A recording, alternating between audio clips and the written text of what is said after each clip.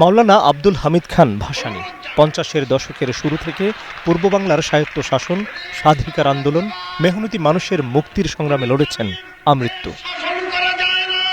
রোববার জাতীয় প্রেসক্লাবে মজলুমে জননেতার ৪৯তম মৃত্যুবার্ষিকীর আলোচনা সভায় বিএনপি নেতাদের কণ্ঠে উঠে এলো তার জীবন আলেখ্য।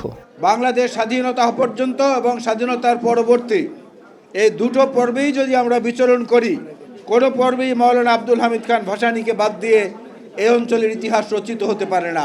মাওলানা ভাসানীর রাজনৈতিক জীবন বর্ণাঢ্য জীবন। ব্রিটিশ সাম্রাজ্যবাদের বিরুদ্ধে সংগ্রামের মধ্য দিয়ে তিনি তৎকালীন পরাধীন ভারতবর্ষে রাজনীতি শুরু করেন।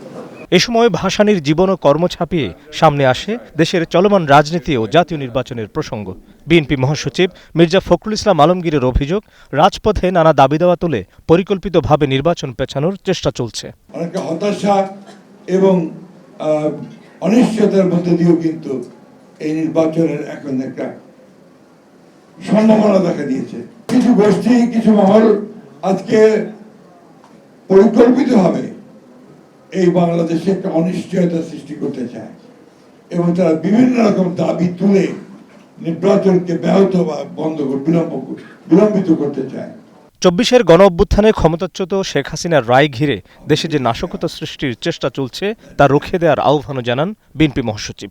আগামীকাল ফ্যাসিস্ট হাসিনার গণহত্যার বিরুদ্ধে যেটা ট্রায়াল হয়েছে তার রায় বেরোবে। একটা মহল এটা নিয়ে বাংলাদেশে আবার একটা নৈরাজ্য সৃষ্টি করার জন্য পায়তারা করছে। আমাদের আজকে রুখে দাঁড়াতে হবে। বাংলাদেশের বাংলাদেশের ছাত্রদের গণঅভ্যুত্থানের মধ্য দিয়ে যে সুযোগ আমরা পেয়েছি সেই সুযোগ যেন আমরা নষ্ট না করি।